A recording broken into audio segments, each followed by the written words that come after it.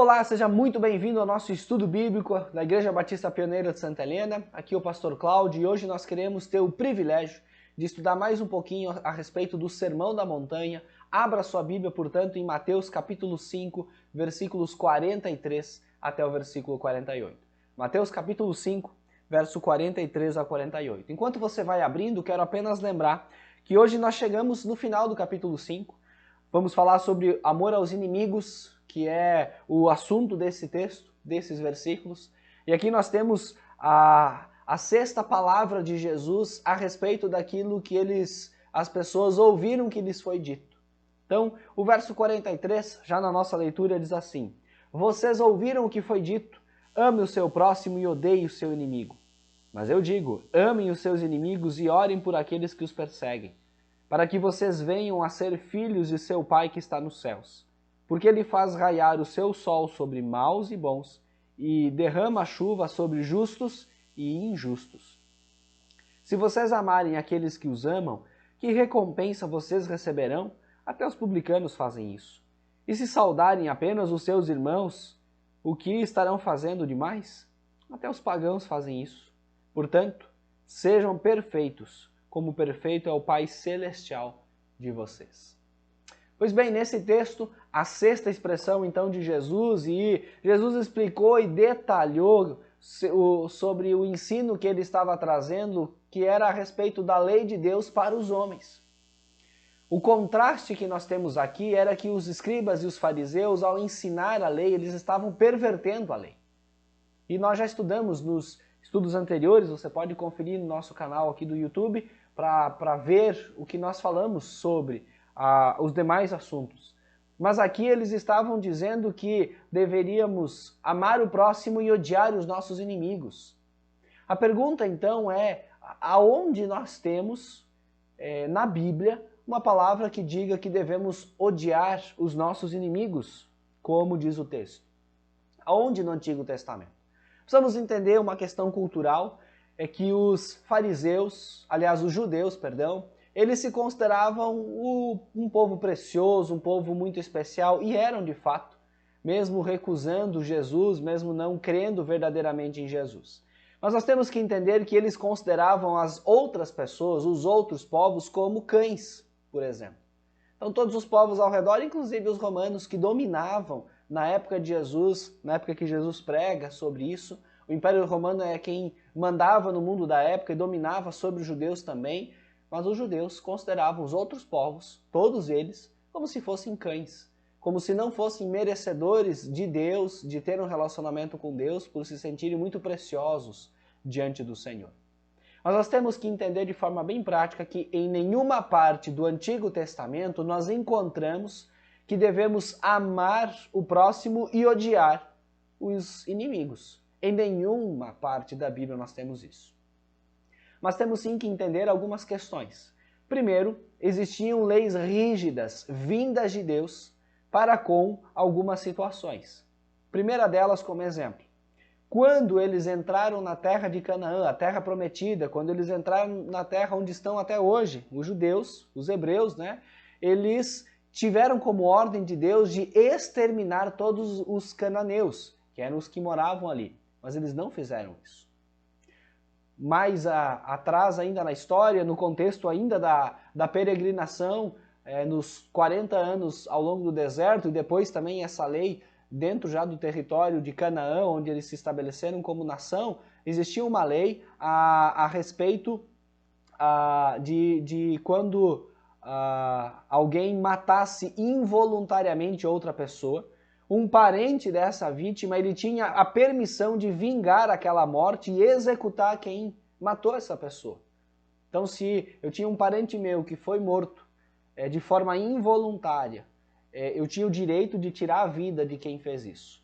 A não ser que essa pessoa chegasse a tempo numa das cidades que eram conhecidas como cidades de refúgio. E lá dentro essa pessoa não poderia ser morta. Essas eram leis que Deus estabeleceu. Mas aqui não tem nada a ver com amar o próximo e odiar o inimigo. Essa expressão, essa palavra não está na Bíblia, não está no Antigo Testamento. Mas também existem alguns salmos que nós conhecemos como salmos imprecatórios, onde certas maldições eram pedidas ao Senhor contra determinadas pessoas. Salmo 69, versos 23 a 25 são exemplos. Você pode abrir e conferir depois na sua Bíblia. Salmo 69, versos 23 a 25. Mas nesse caso, a honra de Deus estava em foco e o zelo do salmista pela casa de Deus e pela causa de Deus era um motivo para impulsionar e levava ele então a escrever desse jeito, pedindo que Deus vingasse, que Deus matasse, que Deus destruísse esses inimigos. Mas era um zelo pelo Senhor. Não era uma questão pessoal minha. Meu inimigo, eu quero que ele morra. Nós já vamos entender que o que devemos fazer pelos nossos inimigos é orar por eles, é interceder diante do Senhor. Mas é interessante que a única força capaz de capacitar um homem a não revidar, a voltar a outra face, a caminhar a segunda milha, a dar tanto a sua capa quanto a sua túnica quando estava sendo arrancada a força, a ajudar outras pessoas que estejam padecendo necessidade, é que esse homem tenha morrido para si mesmo, para os seus próprios interesses e as suas preocupações para consigo mesmo. Falamos disso no estudo anterior, mas o essencial é morrer para nós mesmos e viver para Cristo. Esse é o ponto e o princípio crucial para entendermos esse texto e sermos então capazes de, crendo em Jesus, morrendo para nós mesmos, de poder amar os nossos inimigos. Nós somos instruídos nesse texto aqui a amar positivamente as pessoas.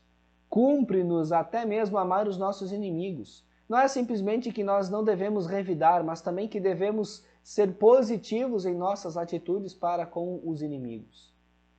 O verso 48, ele traz um tom elevadíssimo de relacionamento com Deus, dizendo, portanto, sejam perfeitos, como perfeito é o Pai Celestial de vocês. Olha como é importante nós olharmos para a palavra de Deus, sabendo que devemos realmente ser imitadores do Senhor, buscar ser perfeitos como o nosso Pai Celestial é perfeito. Obviamente nunca seremos, não aqui em vida, mas devemos buscar isso constantemente. Lutando contra o pecado, lutando contra aquilo que os nossos inimigos podem fazer contra nós, não revidando apenas, mas amando essas pessoas.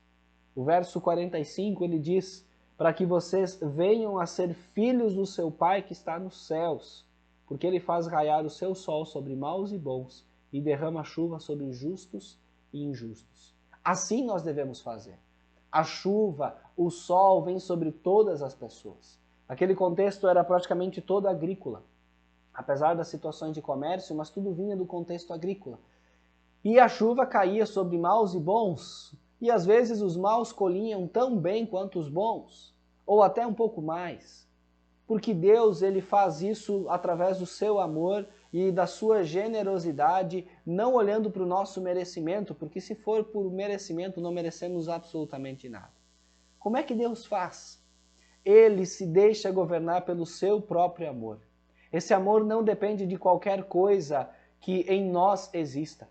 Lembra de João 3,16? Porque Deus amou o mundo de tal maneira que deu o seu Filho unigênito para que todo aquele que nele crer não morra, não pereça, mas aí sim tenha a vida eterna. O amor de Deus é um amor totalmente desinteressado no que diz respeito ao meu e o seu merecimento. Por isso que a chuva cai sobre os justos e injustos. É a forma de amor que nós devemos ter também e manifestar para com as outras pessoas. Um amor não interessado naquilo que eu posso ganhar, mas desinteressado nos méritos e nas questões que assim nós temos. O segredo inteiro de uma vida assim caracterizada é que o indivíduo, a pessoa, ela se tenha desligado de todo e qualquer interesse próprio e pessoal.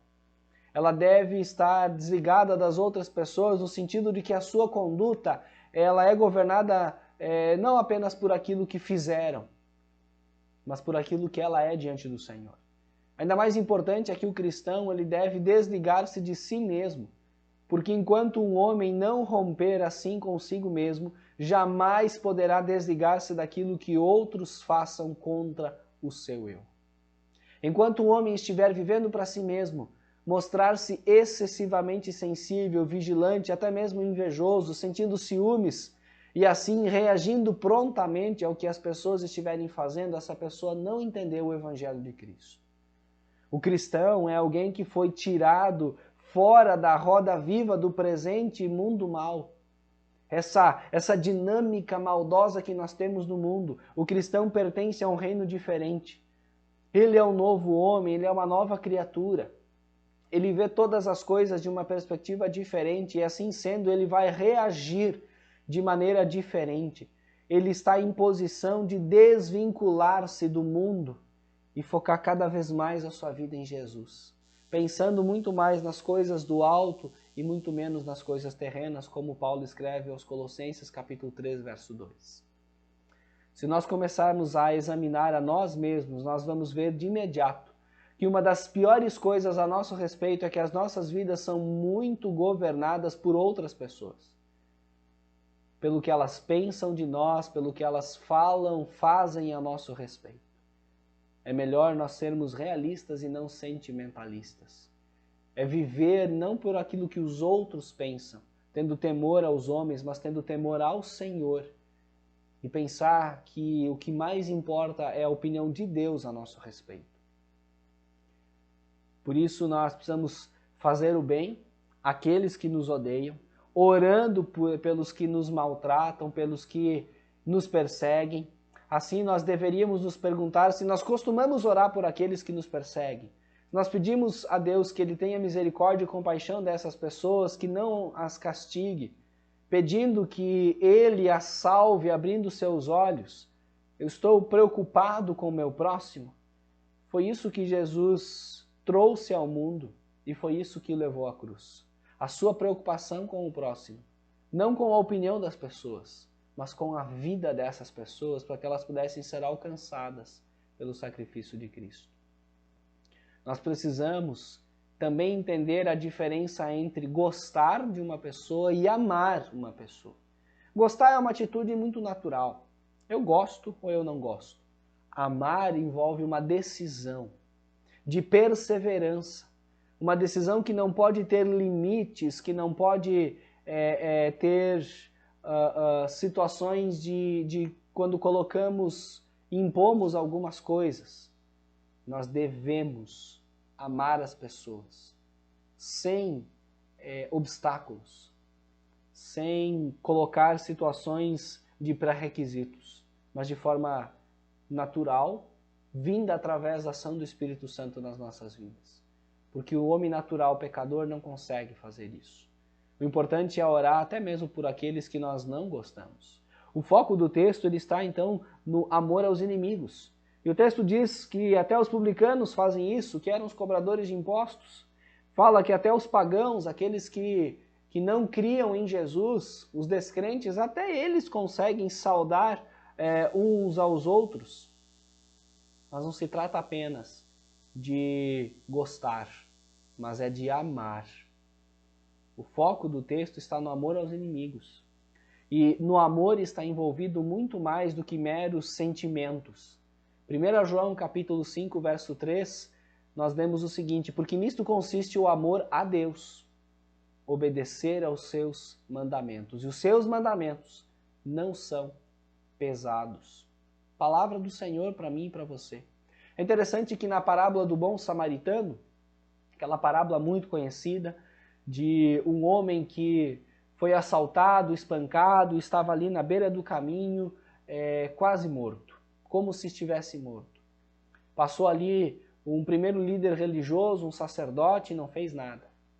Passou ali um segundo religioso que trabalhava no contexto do templo, um levita, sabendo que o sacerdote havia passado ali e não fez nada, ele, eu não tenho que fazer nada também. E nada fez. E aí então vem o samaritano, que para os fariseus, para os escribas, para os judeus, era um povo inimigo. Eram os judeus mestiços que viviam numa determinada região. Se um judeu precisasse viajar para um território mais ao norte dos samaritanos, ele fazia uma longa volta para não ter que pisar no território dos samaritanos. Tão sério era esse relacionamento. Mas aí vem esse bom samaritano.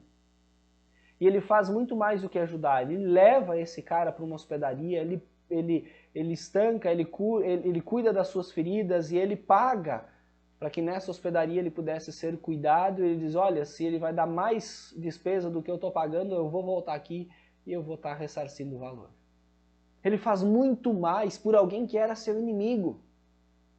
E aí Jesus pergunta na parábola do bom samaritano, quem é o meu próximo? O meu próximo é qualquer pessoa que esteja sofrendo necessidade, que esteja vencida pelo pecado, inclusive os meus inimigos. Jesus ensinou esse conceito e também colocou em prática. Porque lá em Lucas capítulo 23, verso 34, quando ele estava pregado na cruz, Jesus ele declara, Pai, perdoa eles, porque eles não sabem o que estão fazendo. Aqueles guardas que tinham pendurado Jesus, pregado Jesus naquela cruz, que tanto maltrataram ele, ele ainda diz, Pai, perdoa eles, porque eles nem sabem o que estão fazendo. O Sermão do Monte é para mim e para você hoje.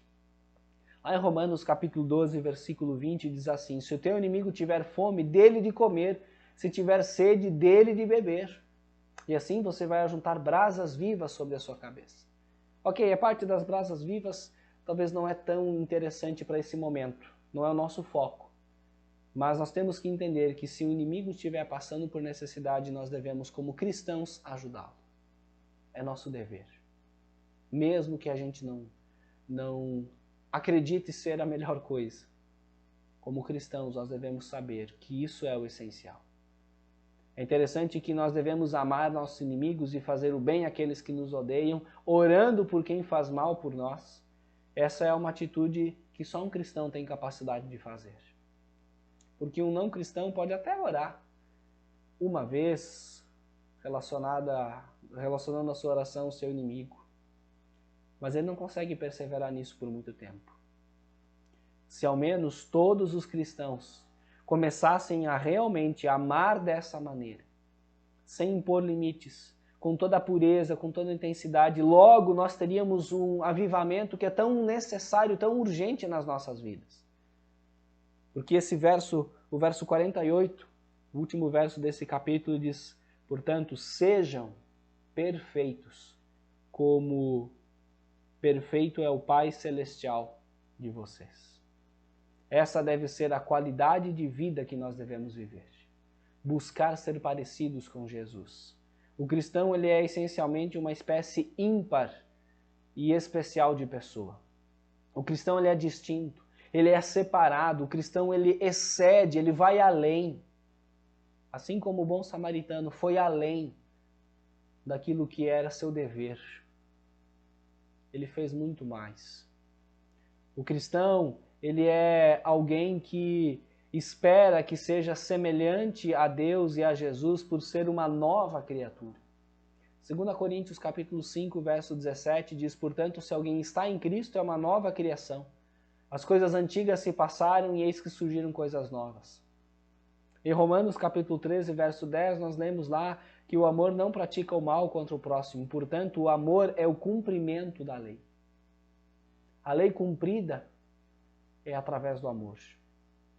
O que faz então de um cristão, a partir do Sermão da Montanha, nesse capítulo 5 que nós estamos encerrando hoje, o que faz do cristão uma pessoa tão especial? Já vimos as bem-aventuranças, que o cristão é sal da terra, Jesus vem para cumprir a lei e não abolir ela, ele traz esses 6 aspectos. Mas o cristão ele é uma pessoa especial porque ele vê a si mesmo como alguém totalmente condenado e destituído de esperança, sem o direito ao amor de Deus. Ele se viu como inimigo de Deus e agora percebe cada vez mais o quanto a graça manifestada em Cristo o abraça, o alcança. Ele sabe que Deus enviou seu Filho para lhe dar perdão, mesmo sem merecimento algum, mas por causa do seu estado pecaminoso, nós mesmo assim recebemos o perdão de Deus. Agora o cristão sabe o que é ser perdoado e assim ele consegue perdoar até o seu inimigo. E tudo isso com a ajuda do Espírito Santo. Afinal, nós temos que concordar que somente o cristão é capaz de amar os seus inimigos ao entender o amor de Deus e então viver para Ele. É um grande desafio olhar para todas as pessoas, amando elas intencionalmente, integralmente, sem nenhum limite, sem nenhuma barreira, porque é isso que Deus espera de nós. devemos amar o nosso próximo, inclusive os nossos inimigos. É o que Jesus nos ensina aqui e é o que nós devemos viver em todos os momentos. Vamos orar? Pai, nós agradecemos pela Tua palavra, agradecemos pelo tempo que o Senhor nos permite estudá-la, agradecemos pela bondade e misericórdia do Senhor sobre as nossas vidas. Pedimos, ó Deus, que a Tua graça cada vez mais nos capacite a amar todas as pessoas, inclusive aqueles que são ou que vão se tornar nossos inimigos.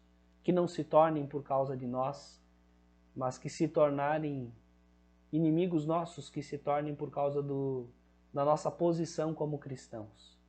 Mas que acima de tudo o Senhor nos capacite a amar todas as pessoas, igualmente e integralmente.